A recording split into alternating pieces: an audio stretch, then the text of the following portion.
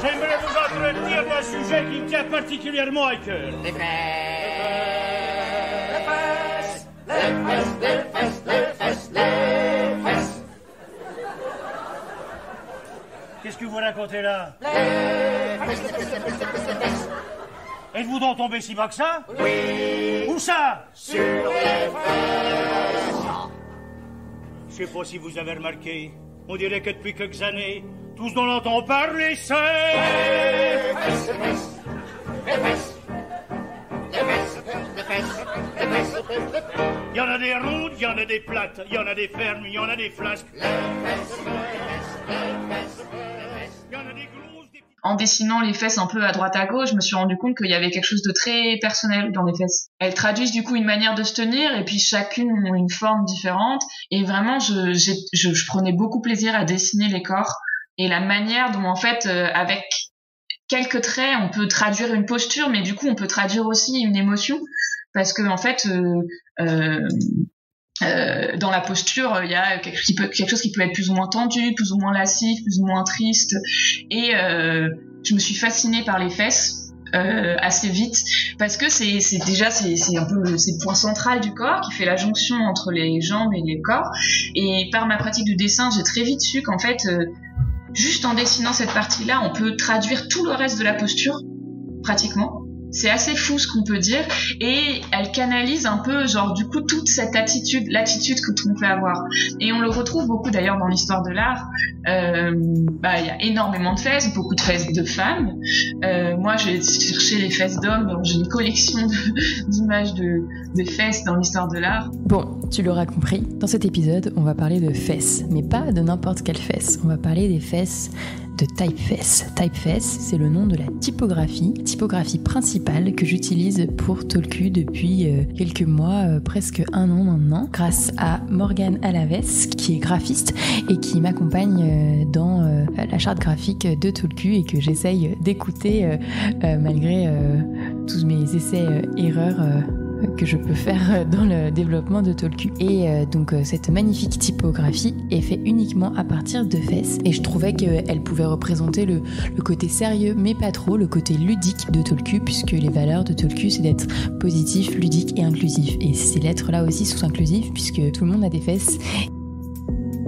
Et c'est donc un épisode un peu différent de d'habitude puisqu'on parle plus d'art et de corps que de sexualité en soi, même si on en parle un petit peu à la fin, avec donc Océane Juvin qui est la créatrice, la typographe de cette typographie qui est libre de droit et que je suis ravie d'avoir le droit d'utiliser. Je voulais m'en assurer en la contactant et puis en pouvant l'interroger. Je pense que c'est important de mettre en avant son travail aussi à travers ce podcast parce que voilà, l'image, l'art, les représentations de nos corps, ça fait partie des représentations qu'on peut avoir de notre sexualité dans la société et juste avec nous-mêmes.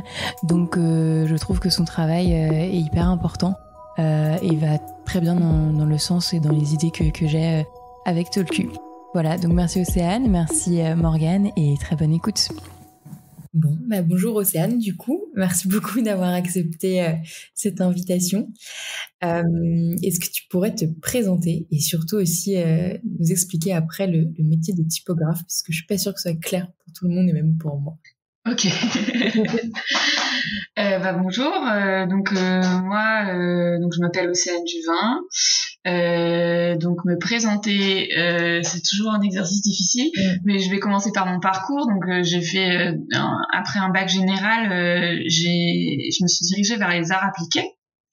Et donc j'ai fait les écoles Duperré à Paris, puis Estienne.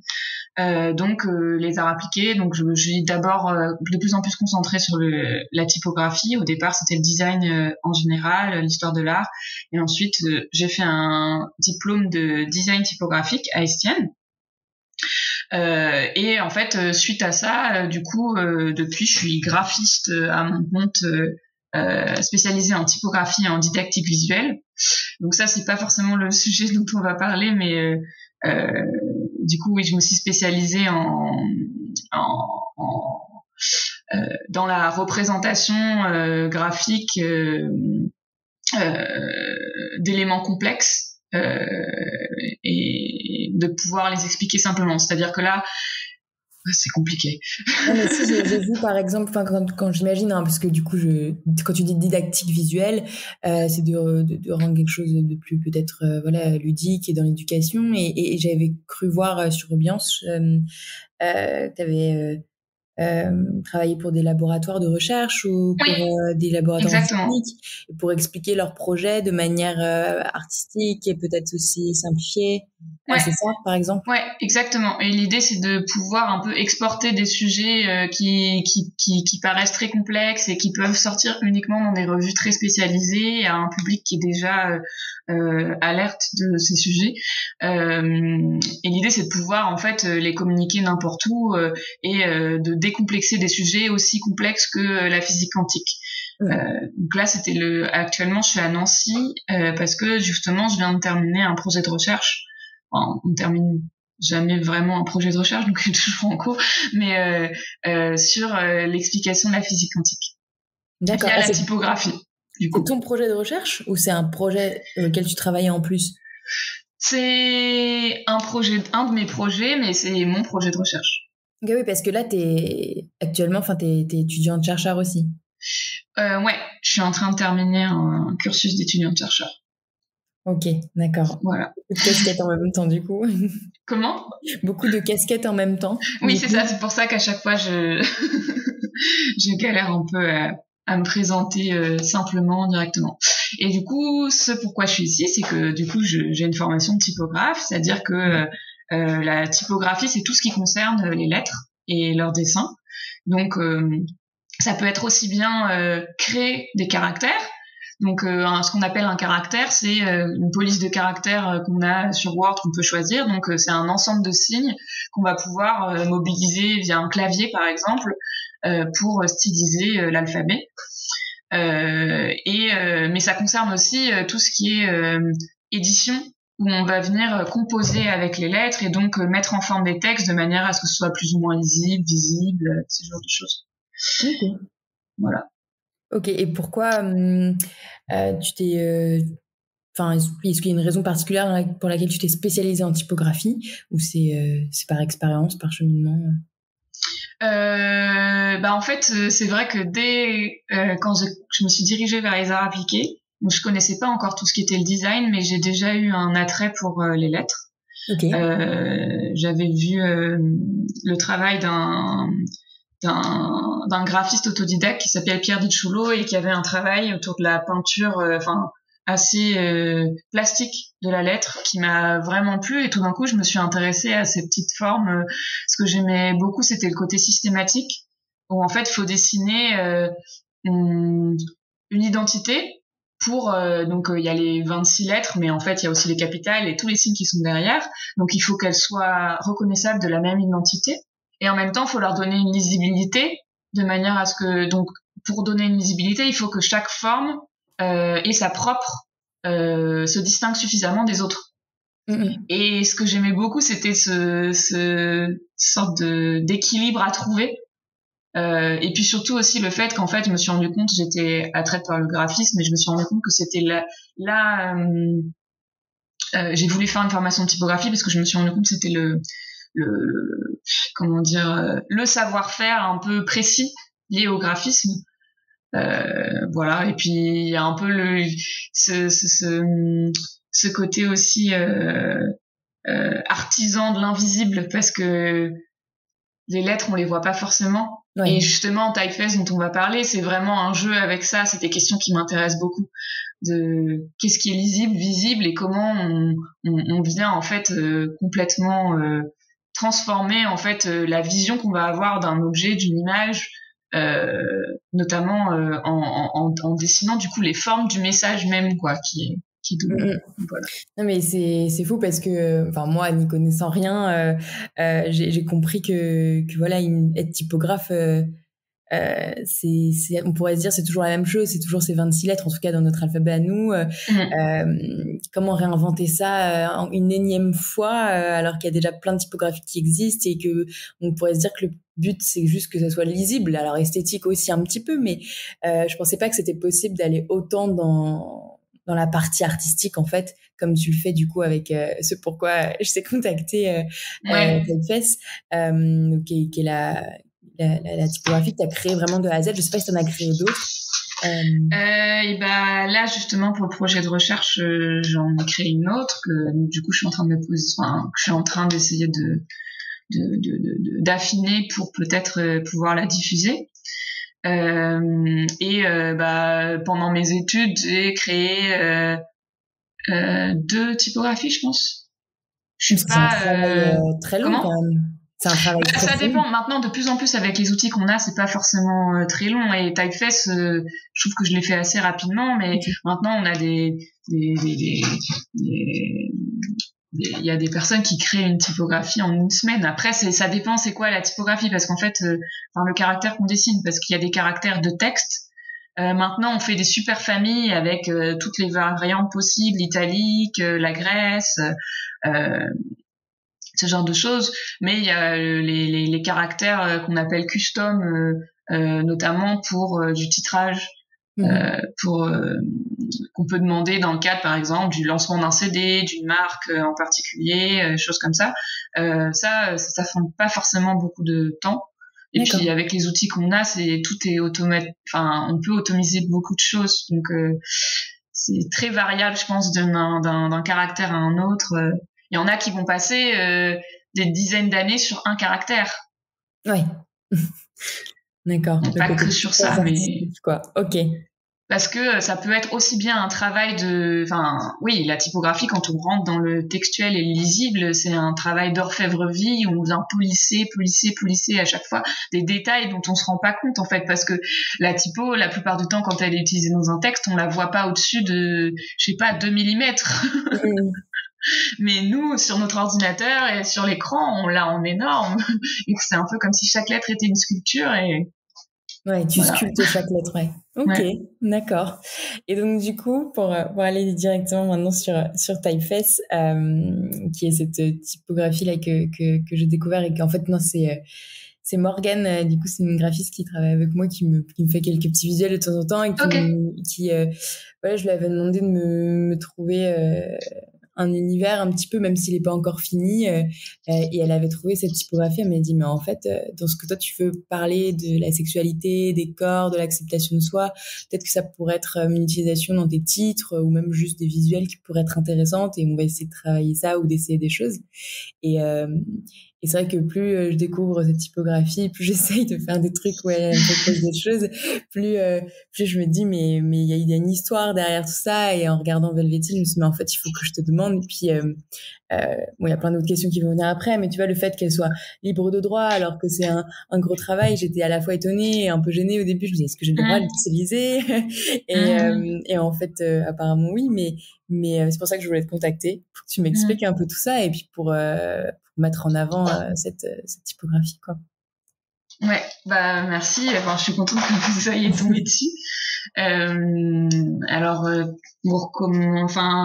peut-être sur l'histoire, en fait, oui, c'est une histoire. Elle a une grande histoire. Bah là, je t'ai envoyé pas mal d'images qui sont liées à cette image. On peut en fait remonter un peu la genèse parce qu'elle est sortie en 2019. Mais je pense qu'on peut remonter la genèse, mais vraiment à 2012. Ah oui, d'accord, ok. Mais entre 2012 et 2019, à aucun moment je dessinais des lettres.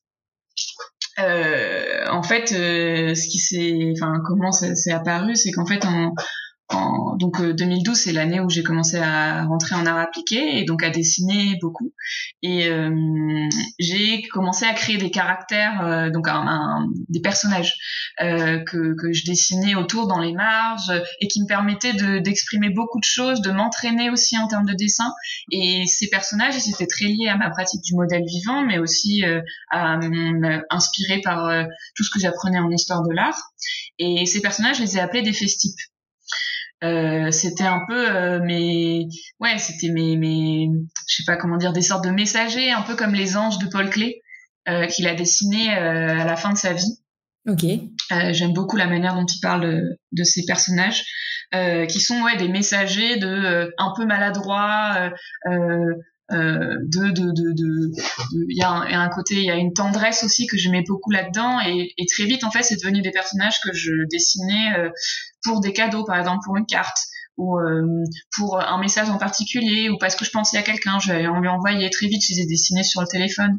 Et puis c'était aussi un matériel vraiment à travail, un peu comme l'alphabet et un sujet en calligraphie. Là, c'était devenu un sujet en fait de travail, par exemple dans le métro. Je venais les appliquer à des références ou à des dessins que je faisais de modèles vivants, et c'était une sorte de pratique presque méditative parce que tout d'un coup je dessinais et je me laisse beaucoup aller dedans, ce qui sort des formes qui sont plus ou moins vraisemblables en termes de corps.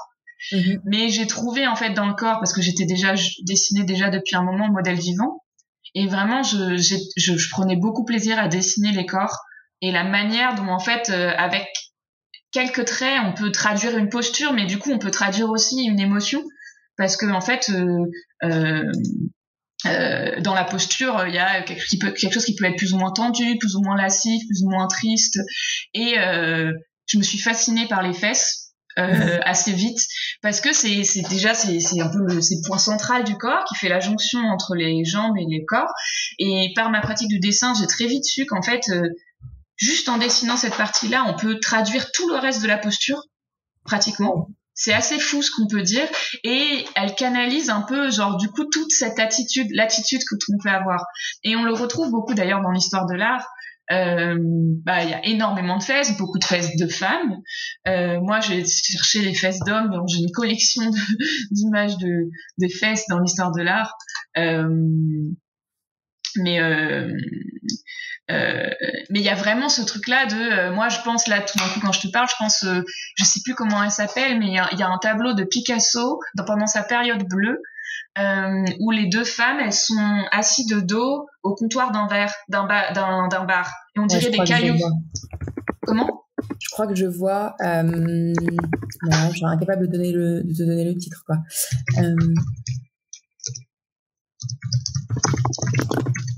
On va trouver. Ouais. Et je pense à ça, mais il y a vraiment quelque chose de...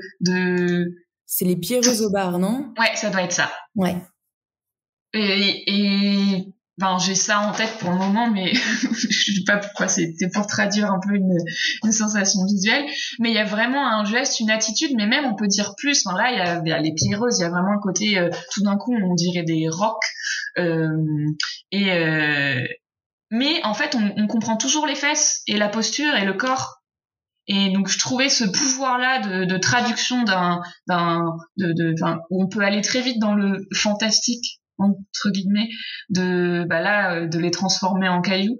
Et en gardant vraiment une identité du corps, ça me fascinait. Et puis, en dessinant les fesses un peu à droite à gauche, je me suis rendu compte qu'il y avait quelque chose de très personnel dans les fesses. Parce que elles traduisent du coup une manière de se tenir et puis chacune ont une forme différente. Et ce que j'aime bien, c'est que il y a un côté un peu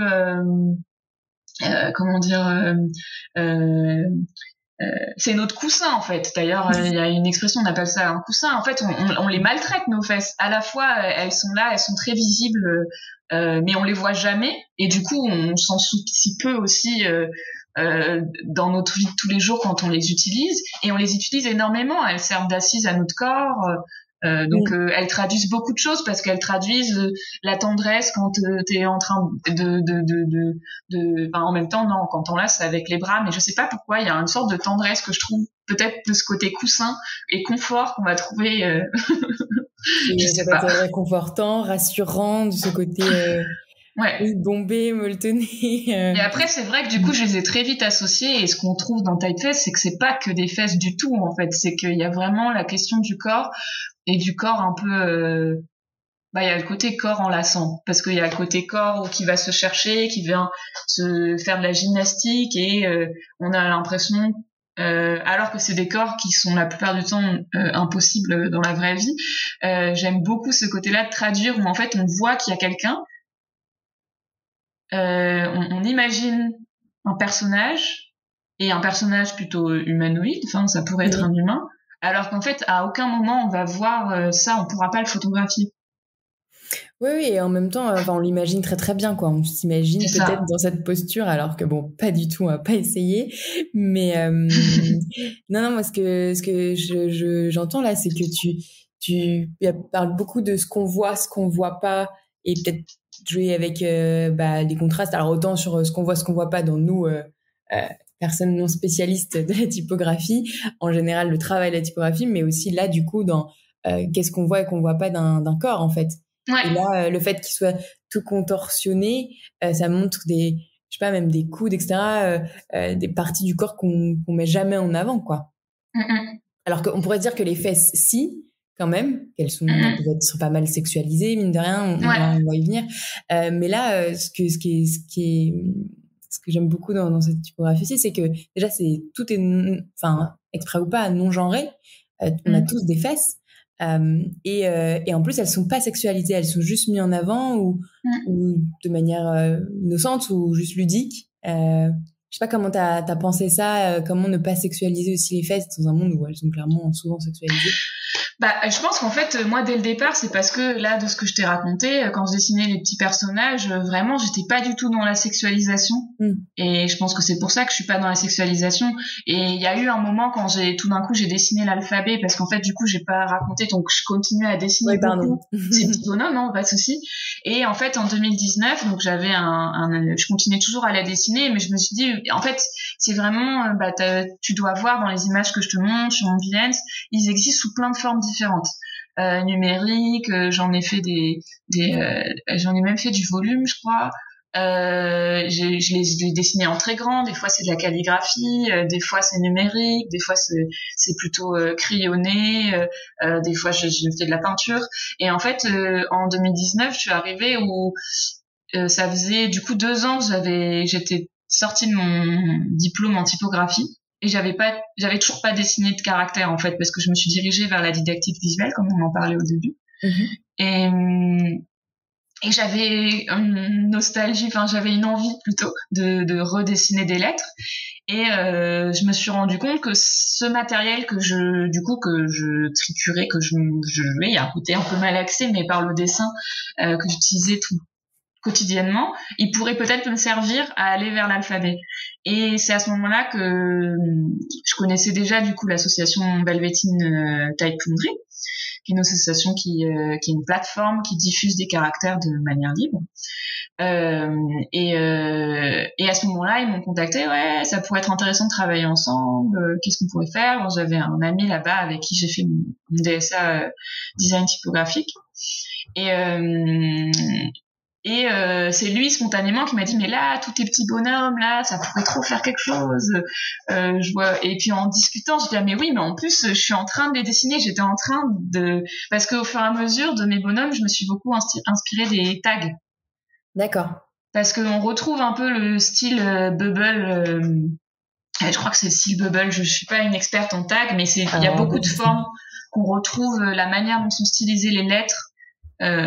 Qui peuvent être un peu associés qu'on peut retrouver dans ce que j'ai dessiné. Est-ce qu'on peut, on t'a dit aussi, moi j'avais pensé à ça, mais c'est pas énormément de références à Kefaring. Oui, carrément. Ouais. Ça, on me l'a dit et ah oui, c'est vrai, mais on me l'a dit genre après que j'ai sorti la typo. Ouais. Mais ouais, carrément, il y a le côté en plus obsessionnel, vraiment très rythmé, un peu comme une écriture. Après, moi, j'ai pas toute la symbolique que met Kefaring dans ses dessins, mais oui, carrément. Et il y avait vraiment ça. Et du coup, tout d'un coup, ça m'a tellement motivée qu'en un mois, j'ai dessiné l'essentiel du caractère. Ah ouais, ok. Et du coup, pour en revenir à ce dont on parlait sur le côté sexualisation, justement, quand j'ai commencé à le dessiner, Velveteen, c'est essentiellement une équipe d'hommes. Enfin, en tout cas, au moment, c'était encore... c'est quand même majoritairement des hommes, mais ça se féminise un peu. J'ai senti que quand je montrais mes dessins, à la fois il y avait quelque chose de très nouveau qui plaisait beaucoup et puis moi j'étais très contente de ce que je faisais, donc mais ça m'a motivée, et à la fois j'ai senti qu'il y avait très vite beaucoup de blagues graveleuses qui sortaient à ça, et il y avait quelque chose qui me dérangeait un peu parce que justement moi je ne mettais pas du tout la sexualité tout en étant consciente. En fait, c'est des fesses, mais moi j'ai joué avec ça, joué avec le côté un peu, il y a plus le côté un peu rebelle. Ouais, j'ai pas de problème à dessiner des fesses, et j'aimais bien quand tu donnes un dessin avec un personnage à poil où on voit ses fesses, et ben les personnes savent pas forcément comment réagir, et il y a une sorte de, enfin je trouvais ça hyper intéressant comme relation aussi. Je saurais pas la décrire précisément, je suis pas claire, mais il y a quelque chose de, et du coup c'est pour ça, enfin c'est pas pour ça, mais ce qui a motivé qu'en fait je me suis dit bon ok je vais lancer ce caractère, mais du coup ce que tu n'as peut-être pas vu, mais normalement on va faire plus de communication bientôt dessus, j'ai fait un événement, j'ai fait un livre, j'ai fait des goodies, et le livre Spécimen c'était vraiment qui s'appelle Histoire de fesses, c'était vraiment il doit être dans le PDF, tu dois avoir des extraits en page t'en as quelques-uns en page 24. Ah oui, donc vraiment le livre sous format A1, d'accord. Et il y en a un peu plus tard aussi. Et en fait, ouais, il y a vraiment un livre que j'ai sorti, que j'ai pu du coup publier grâce à Velveteen, justement, au fond de Velveteen. Et il me semblait que c'était important de le faire parce que du coup, dans ce livre-là, il y a toute la première partie qui est une généalogie, donc ce que je t'ai raconté en condensé, mais qui est là, donc du coup, il y a un peu, je raconte l'histoire un peu de ces personnages, comment je les ai fait évoluer, et puis je mets des références. Il y a toute une partie sur les fesses, pourquoi les fesses, où j'ai écrit un petit texte en lisant, essayant de me renseigner sur les fesses. J'avais vu un livre et un film, Une brève histoire des fesses, et puis il y en a un autre, je sais plus comment s'appelle ce film, que j'ai regardé. Et puis il y a toutes les fesses dans l'histoire de l'art, du coup, parce que j'ai commencé à avoir une sacrée banque de fesses dans l'histoire de l'art. Ça m'a fait découvrir pas mal d'œuvres. Et voilà. Et puis il y a toute la partie spécimen où ce qu'on appelle spécimen, c'est parce qu'avant c'était un objet commercial pour montrer une police de caractère. Et donc là c'est plein de variations du caractère en grand, en petit, avec différents mots.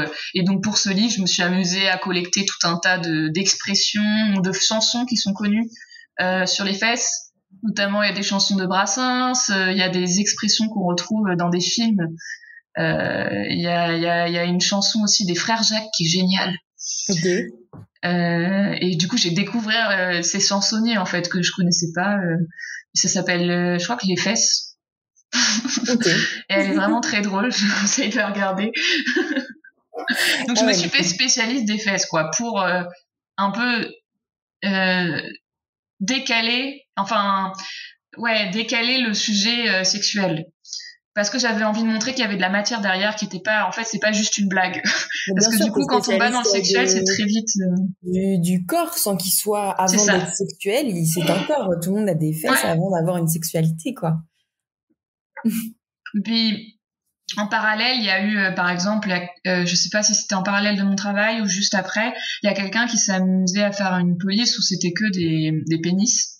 Mais en l'occurrence, ce caractère, je le trouve pas intéressant du tout parce que, pour le coup, c'est juste de la blague parce qu'en fait, c'est juste un pénis sous plein de formes différentes et il y a pas du tout le travail de modeler que moi j'ai réalisé et qui m'intéressait presque plus que les fesses en tant qu'organe sexuel.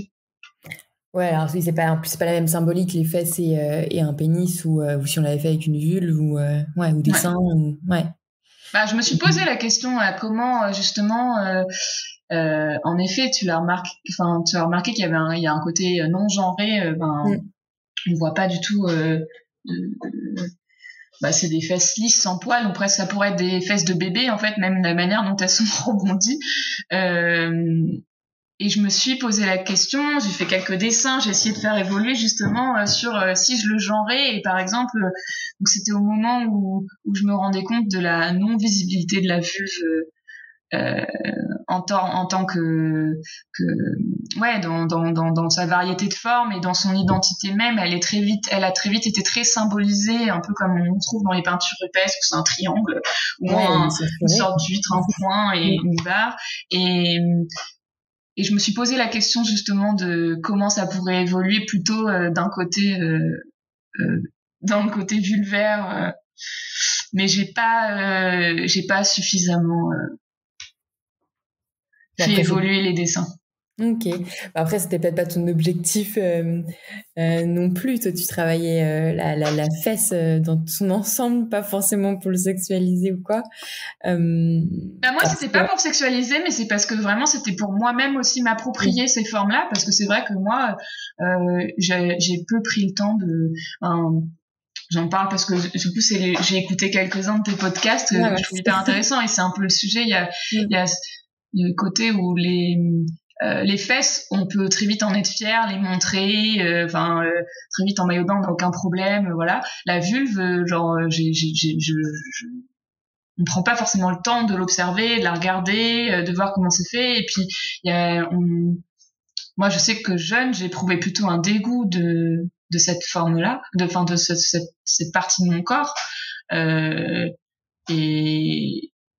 Et du coup, j'avais envie de la même manière que je l'ai fait avec les fesses, d'essayer de traduire autre chose que juste les fesses, mais tout ce que ça peut vouloir dire de posture, d'émotion, de gestes. Et exactement. Dans son usage anatomique avant ou pas du tout de ce côté sexuel. Même parce qu'il y a beaucoup une question d'entrelac. Pour moi, je trouve, par exemple, ce que j'aime dans les vulves et que je voulais peut-être exploiter, c'était le côté entrelac où on sait pas distinguer les différentes lèvres. Il y a quelque chose de très marin, comme des algues, mais qui est très beau en fait. Et j'avais envie de pouvoir de le signifier. Voilà. Prochain projet peut-être alors. Ouais, on va voir. Après, le truc c'est que cette typo, c'est vrai que du coup, je t'ai dit, ça fait depuis 2012 que je dessine ça, ça m'occupe quotidiennement. Et depuis que j'ai lancé la typo, ça a été vraiment beaucoup d'efforts en peu de temps. En 3 mois, du coup, j'ai fait la typo, j'ai diffusé la typo, j'ai fait un événement, j'ai fait tous les goodies, j'ai fait le livre. Et c'est comme si ça m'avait complètement séché. Ouais, il faut peut-être une pause dans l'inspiration, la production, tout ça. Ouais. Mais pour revenir un petit peu sur ce que tu disais, si ça te va d'en discuter sur ce rapport au corps et la représentation notamment de la vulve, toi qui du coup a pu faire une histoire, l'histoire de l'art des fesses, est-ce que toi en cherchant ça, tu t'es rendu compte qu'il y avait d'autres parties du corps aussi qui étaient peut-être alors autant mise en avant ou alors justement à l'inverse pas du tout, comme tu disais la vulve un manque de représentation. Est-ce que si tu devais travailler une autre partie du corps, est-ce que il y en aurait une qui te viendrait à l'esprit? Moi ce serait la vulve en fait. Ouais. Parce que en fait, ce que j'aime bien dans la manière dont mon typeface c'est fait et ce que j'aimais beaucoup, c'est qu'il y a un côté on s'attache, on a envie de l'adopter en fait. Il y a un côté vraiment très mignon où on peut juste trouver ça trop chou en fait. Et j'aimerais, si la vulve, ce que je trouverais intéressant, ce serait vraiment ça, ce serait de traduire ce caractère en fait. Waouh, en fait, c'est trop. On a envie d'en savoir plus. On a envie je sais pas, de donner de traduire un attachement un peu graphique. Ouais, d'en faire toute une histoire, quoi. Ouais. Ok. Et qu'est-ce que je vais dire après? Je suis désolée, mais mes questions un peu dans tous les sens. Pas de souci. Parce qu'après, si peut-être dans ce qu'il y a de beaucoup aussi dessiné et qui, moi, est aussi un sujet qui m'intéresse, c'est les mains qui sont beaucoup dans l'histoire de l'art. Mais moi, c'est pas forcément il y en a qui font, ça, il y a beaucoup d'illustrateurs, je crois que c'est Seb Akouri que je suis sur Instagram, il fait des super trucs avec les mains et c'est très très beau. Et pour le coup, t'as intégré à chaque fois, alors que on n'aurait pas pu forcément faire le lien avec les fesses, mais t'as autant intégré des mains et des pieds à chaque fois, quoi. Et oui, parce qu'en fait, ça me permettait c'est ce qui permet en fait de donner un sens au dessin. D'accord. De lui donner vraiment, parce que du coup, tout d'un coup, on sait en fait quelle est la partie du corps qui et en fait pourquoi en fait c'est comme si un peu les mains et les pieds remplaçaient les yeux, parce qu'en fait moi vraiment quand j'ai dessiné, je me suis rendu compte que il suffit que tu fasses des yeux sur n'importe quoi, on voit un humain. Et je trouvais ça trop facile, je me dis mais si j'enlève les yeux, qu'est-ce qui fait qu'on voit toujours un humain? Et c'est comme ça que mes petits bonhommes se sont réduits aux fesses. Et parce qu'au début, ils avaient des yeux, et après, ils se sont vraiment réduits. Ouais, au début, ils avaient des yeux. Fesses, pieds, mains, quoi. Ok. Voilà.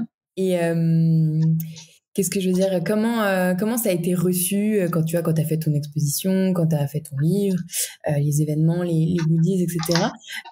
J'ai vu qu'après ça avait été utilisé dans un fanzine, notamment qui s'appelle Sprinkle sur la sexualité. Ça a été utilisé dans le numéro qui est super d'ailleurs, mais que j'avais pas fait. J'ai fait le lien qu'après de spécial sexe et cinéma de la 7e obsession, je crois. Donc, ça a quand même été, dans ces 2 sujets-là, 2 applications-là, il y en a sûrement d'autres, ça a été lié à la sexualité.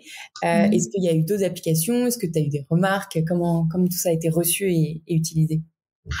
Moi, du coup, j'avais trop hâte de lancer le caractère et de voir un peu comment il était utilisé, parce que c'était tellement personnel, là, de tout ce que je raconte depuis le début, ce sujet-là, que je me demandais, mais comment il peut être approprié par d'autres, parce que je l'ai pas du tout, en l'occurrence, dans le travail de la typographie. Souvent, on va projeter une utilisation, et moi, j'ai pas du tout projeté d'utilisation de ce caractère. C'était plus une acrobatie. Un travail de forme, et puis mais il est lisible, il est vraiment surprenamment lisible en petit, et donc oui, j'avais hâte de voir comment il allait être utilisé. Donc au début il y a eu peu d'utilisation, mais beaucoup de remarques vraiment très positif, avec des blagues genre c'est culotté, beautiful, on parle de genre il y avait c'est ass kicking type design, il y a eu beaucoup de blagues qui ont été faites, mais qui étaient toutes, je trouve, assez bienveillantes, et ça j'ai beaucoup aimé. Et ensuite j'ai commencé à voir les utilisations, et ce que j'ai trouvé drôle, c'est qu'il y a eu le confinement juste après, et ça a été beaucoup utilisé pendant le confinement. Et en fait je pense que c'est parce qu'elle traduit énormément elle traduit bien ce côté confort de corps, d'essayer de trouver elle traduit aussi le côté confinement, parce qu'il y a un des styles où vraiment c'est des corps qui sont dans des boîtes, qui en sortent ou qui en rentrent. Et du coup j'ai trouvé ça intéressant, parce que ça n'a pas été utilisé, donc je cherche un peu parce que du coup j'ai toutes les news, ça n'a pas été utilisé tellement ça pour des sujets sexuels. Ok, parce que moi j'avais vu cela, du coup, alors peut-être que c'est parce que j'ai vu midi à ma porte, tu vois, mais si, il y a beaucoup, en fait, Velveteen, c'est beaucoup utilisé par des étudiants, parce que ça permet d'avoir un matériel gratuit, et puis comme c'est Velveteen, on diffuse des polices qu'on espère, en tout cas, l'idée, c'est de faire de sortir des caractères qui sont un peu des challenges à utiliser. Et les étudiants s'en emparent beaucoup. Donc il y a eu des gammes de produits. Là, je suis en train de regarder une étudiante qui a fait une gamme de produits pour justement, elle a imaginé ce serait une gamme de produits pour la sexualité, donc avec des sextoys, avec des lubrifiants, voilà, et voilà. Du coup, le fanzine, en fait, c'est pas le fanzine Sprinkle qui l'utilise, mais c'est un ami à moi, Jules Tirelli, qui l'a utilisé pour un fanzine par mois, qui présente d'accord. Le fanzine. Mais voilà. Et donc lui, il s'est bien amusé avec, c'est très drôle. Il y a eu une utilisation, notamment, il me semble que, alors je ne sais plus comment il s'appelle, mais il y a une utilisation qui a énormément généré d'autres utilisations pendant le confinement. Alors je sais pas si je peux... Ouais, Stay Home, exactement. Ouais. C'est fou. Où en plus il a fait quelque chose je trouve qui marche super bien, son affiche, il a retourné le B, parce que c'est un B à la base, et ça marche super bien. Et du coup il y en a eu plein aussi avec tout ce qu'il y a eu sur les papiers toilettes, et du coup il y avait eu beaucoup de blagues graphistes qui ont fait des choses en parlant du papier toilette. Ouais, voilà, confinement, restez chez vous, j'en ai eu pas mal avec ça. Il y a une alors je me rappelle plus, renom.fr, je me rappelle plus de son prénom, qu'il a utilisé pour l'identité d'un centre nudiste. D'accord. Ok. Voilà, d'un héliocentre, un centre hélo-marin de Montalivet. Et du coup ça, ouais, c'est drôle. Et du coup, si j'en ai eu aussi, j'ai découvert qu'il y avait des graphistes qui l'avaient utilisé pour des grandes fresques qui ont été affichées dans un lycée ou un collège pour de l'éducation sexuelle. Enfin, c'est de l'éducation sexuelle, c'est projet Solancy. histoire de cœur, et c'est pas que sexuel, c'est vraiment ça tente d'essayer de faire parler des relations amoureuses via les smartphones. Oui, normalement, maintenant, c'est éducation à la vie affective et sexuelle, donc c'est vraiment les relations à l'autre, et avant même d'aller sur le côté plus sexuel. Mais trop bien. Et qu'est-ce que je veux dire? Pour toi, c'est évident. Alors là, on extrapole un peu sur la typographie en général, mais c'était évident pour toi de la partager en libre de droit? Enfin, je me rends pas compte, c'est tellement de travail. Alors oui, c'est de l'art aussi, mais t'as envie de le partager, mais après, ça peut être utilisé, voilà, à des fins commerciales. Enfin, c'est quoi le rapport à ton travail et à son utilisation après derrière? Comment tu choisis si tu le partages en libre de droit ou pas? Moi, en fait, au moment où, du coup, on m'a proposé de le diffuser, de travailler, vraiment, moi, j'ai été accompagnée. Donc, pour moi, c'était, j'ai l'occasion de travailler sur quelque chose qui m'est personnel, et en plus, ça va être diffusé. Et je vais pouvoir avoir un avis dessus, et je vais pouvoir lui donner une existence, en fait, parce qu'à partir du moment où c'est diffusé, en tant que typographe, on a tous beaucoup de caractères, mais qui sont pas forcément diffusés. Et le fait de diffuser un caractère, pour moi, c'était important aussi pour ça a eu vraiment en termes de confiance en moi sur le fait que je peux dessiner des caractères, je sais le faire, je peux me décrire en tant que typographe. Ça a eu un impact dessus positif. Et surtout, en fait, vu les formes que je dessinais, et que justement je voulais le faire sans aucun but, en fait, en tout cas but autre que celui que je me fixais, qui était très plastique, ou même de travail vraiment sur le visible, le lisible, voilà. Je me voyais pas, en fait, comment j'allais commanditer. Une fois que j'ai dessiné ça, je pouvais pas, ça me semblait pas évident d'aller chercher des personnes qui seraient intéressées par ça. Et je voyais mal une fonderie commerciale prendre le risque de le diffuser, quoi. Je trouvais ça très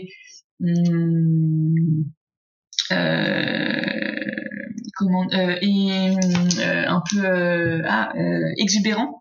D'accord. Peut-être un peu trop. Et je pense que j'aurais jamais créé cet alphabet dans le cadre d'une commande, parce qu'on pourrait imaginer que c'est des idées que j'ai, et puis un jour j'essaye de les ressortir dans une commande, mais je me serais pas vue les sortir dans cette commande. Je pense que ces formes, du coup, elles sont nées parce que j'avais de compte à rendre à personne. Et comme c'est un projet expérimental, du coup, moi, j'aimais bien le côté expérimental de la diffusion de Velvetine. Et du coup, j'avais pas l'impression de diffuser un outil, mais plutôt un peu une de mes créations, et de la rendre libre. Et comme c'était des choses qui étaient très personnelles, j'avais pas du tout peur, en fait, de les laisser en liberté, parce que moi, j'étais très sûre, tu vois, tout ce que j'ai construit et ce dont je suis capable de parler, et pour ça que pour moi c'était important de faire un livre, de faire tout ça, c'était d'asseoir le truc. Du coup, j'avais plus du tout peur que ce soit un peu loin, et juste j'avais envie de voir comment ces formes elles se sont appropriées, et ça a été hyper positif pour moi, parce que j'ai découvert beaucoup j'ai eu des retours par mail, du coup, grâce à Velvetine, qui touche en fait une population mondiale, en fait, parce qu'il y a une certaine population, souvent c'est des graphistes, souvent des étudiants, mais dans le monde entier. J'ai eu des retours d'étudiants en Russie, aux États-Unis, en Chine. C'est publié dans un magazine en Chine. Vraiment, même si peut-être tout le monde ne me connaît pas, ou sait pas que c'est moi qui ai fait ça, voilà. Il y a tout un truc où, une fois, en arrivant dans mon programme de recherche, je suis allée aux Pays-Bas pour un événement. Et à un moment, il y a quelqu'un qui rigolait, qui voulait sur Typeface, justement, que je venais sortir, ou qui voulait que je lui vende mon livre. Et il y a quelqu'un dans la tablée, on était avec beaucoup de typographes plus ou moins reconnus, et il y a quelqu'un dans la tablée qui fait « Hey, mais c'est toi qui as fait Typeface !» Et tout d'un coup, en fait, ça a été des discussions où j'ai rencontré vraiment beaucoup de gens qui ont été qui ont pu me rencontrer, que j'ai pu rencontrer grâce à ça, en fait. Ils ont connu ton travail. Vraiment, pour moi, c'est un objet de rencontre. Et je suis assez fière que mon premier caractère publié, ce soit ça, pour le dire, parce que de dire je suis typographe, regardez, j'ai fait un caractère à base de fesses. Ça m'a permis aussi vachement, dans ma famille, dans mon entourage, qui est pas du tout typographe, de parler de typographie. Tout d'un coup, ça a été, en fait, parce que dans ce caractère qui parle du lisible et du visible, on a tout en jeu en fait. On a le côté regarde, on dirait des personnes, mais en fait on peut le lire.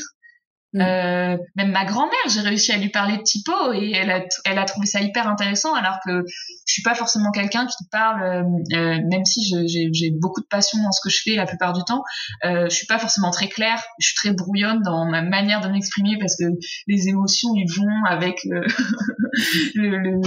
les mots que je mélange et tout d'un coup c'était hyper clair. Je voyais ma famille qui, sans que j'en parle, en fait présenter le caractère à d'autres gens en fait. C'est génial. Ils disaient, regardez, elle a fait ça pour expliquer la typographie. Tout d'un coup, ils avaient en main de quoi expliquer. Et ça, j'ai trouvé ça fascinant, du fait que, du coup, ça m'intéresse aussi la vulgarisation. Et du coup, là, pour le coup, ça a eu un impact décomplexant à fond. Voilà. Et puis, ouais, j'aimais bien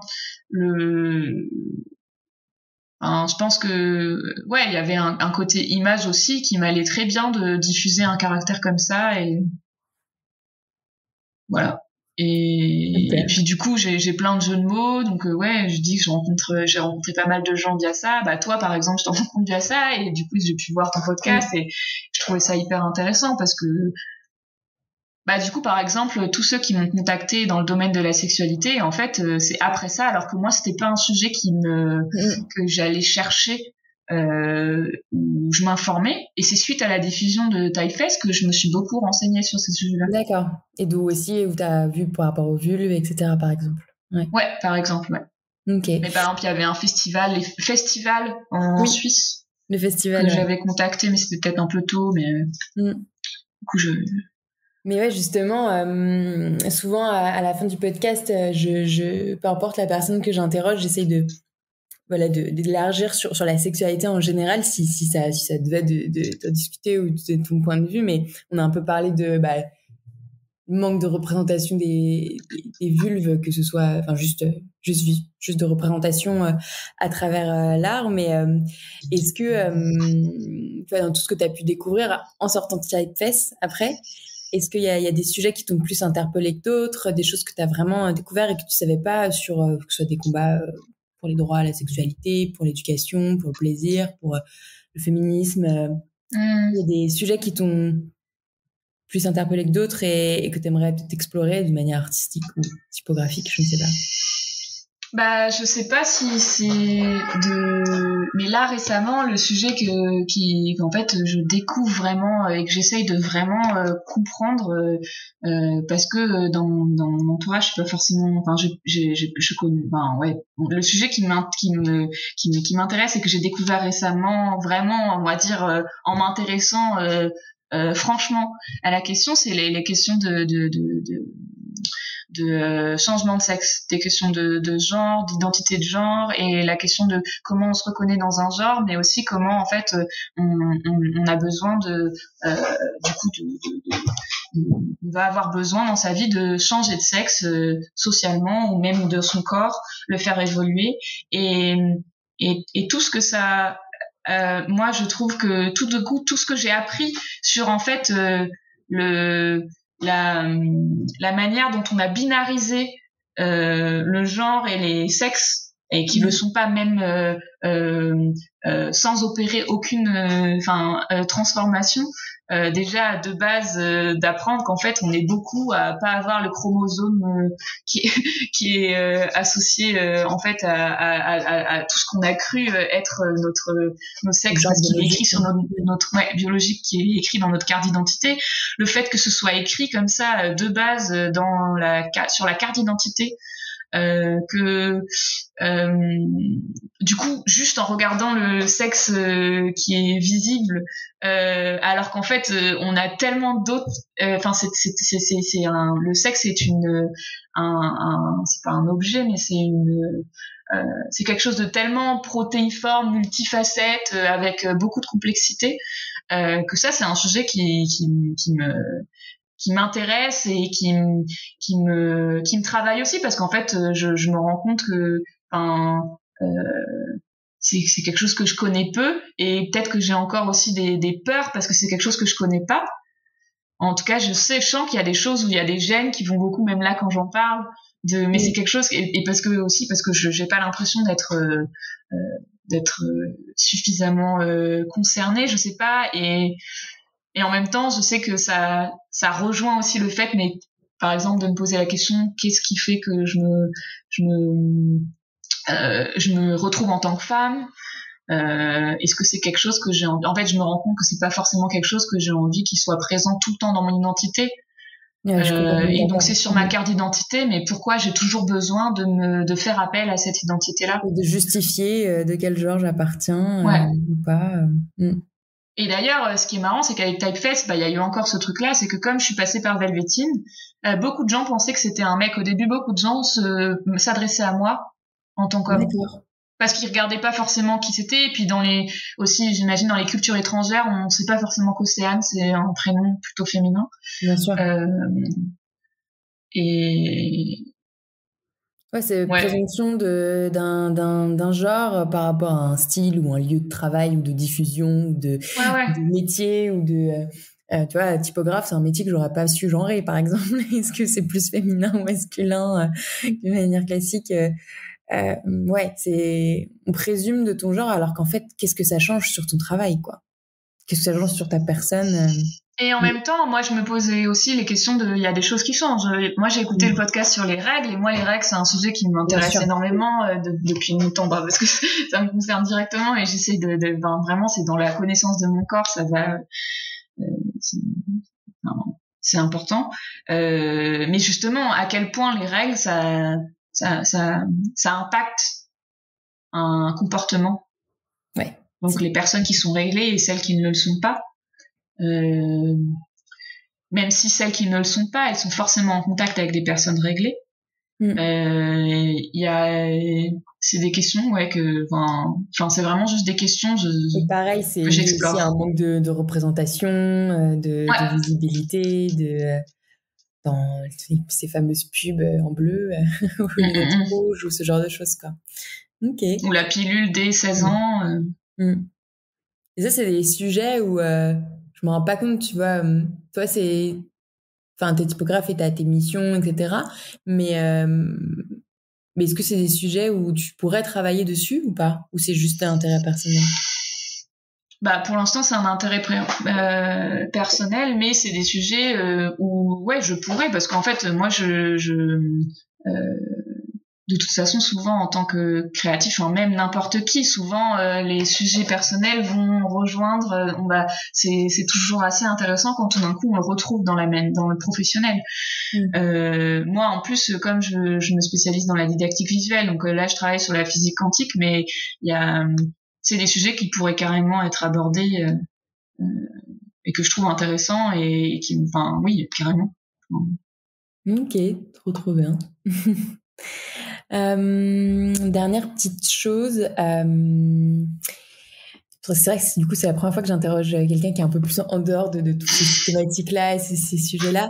Quelque chose que je t'ai pas demandé avant, tu m'as dit que ta famille avait super bien reçu, par exemple, ce que tu avais fait avec Typeface et a vraiment compris la typographie. La plupart des gens aussi l'ont bien reçu, mais est-ce que dans toute cette construction qui finalement a commencé dès 2012, t'as eu des obstacles, des critiques, des difficultés quand même, parce que c'est un gros travail entre le moment où t'as commencé tes petits personnages, tu te dis je vais faire finalement ça va faire, genre je vais en faire un alphabet et faire un travail typographique, et là j'ai sorti mes goodies, etc., et le livre et l'expo.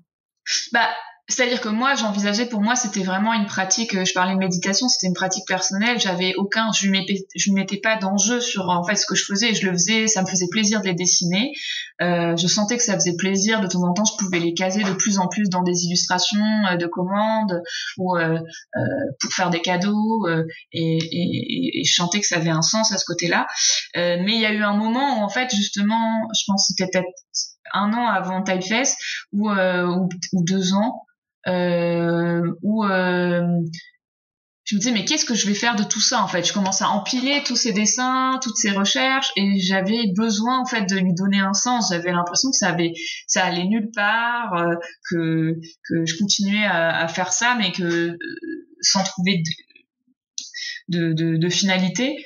Et j'ai essayé d'en faire une publication avant de faire Typeface. J'avais essayé d'en faire une publication, j'avais réfléchi avec des amis par exemple en faire des cartes postales, j'avais réfléchi à à en faire tout d'un coup j'étais intéressée par le tag et du coup à le faire en grand dans la rue au rouleau et du coup ça a été des périodes où je sais pas si on peut parler d'obstacles, mais ça a été des périodes où en fait du coup ça a mené à pas grand chose, parce que du coup j'ai tenté des choses mais ça a pas marché. En tout cas j'ai senti que c'était ça m'intéressait pas, mais suffisamment. Et c'est peut-être pour ça que tout d'un coup là il y a Typeface, du coup il y a une fin qui a été mise, en tout cas il y a un objectif qui est réalisé. Et maintenant il faut que je retrouve un peu comment je me réapproprie le sujet, qu'est-ce que j'en fais, comment je le travaille. Pourquoi t'as des projets avec du coup Typeface pour la suite? Typeface, moi je me suis posé la question, comme il y a l'écriture inclusive qui est un grand sujet et notamment en typographie, moi j'aimerais bien pouvoir la compléter avec des signes justement qui soient dédiés à différentes pratiques d'écriture inclusive. Mais je trouve que ça fait sens. Il y a du coup moi j'aimerais bien faire ça, mais bon c'est un projet pour l'instant, j'y travaille pas du tout. Il y a autour de Typeface, il y a les personnages que je dessine justement, j'aimerais bien un peu les retrouver dans mes dessins aussi. Mais ça c'est plus pour retrouver une pratique du dessin et de la calligraphie que j'ai perdue avec la vie professionnelle, le confinement ça n'a pas aidé, et puis la découverte d'autres activités. Mais c'est quelque chose que j'ai pas envie de perdre.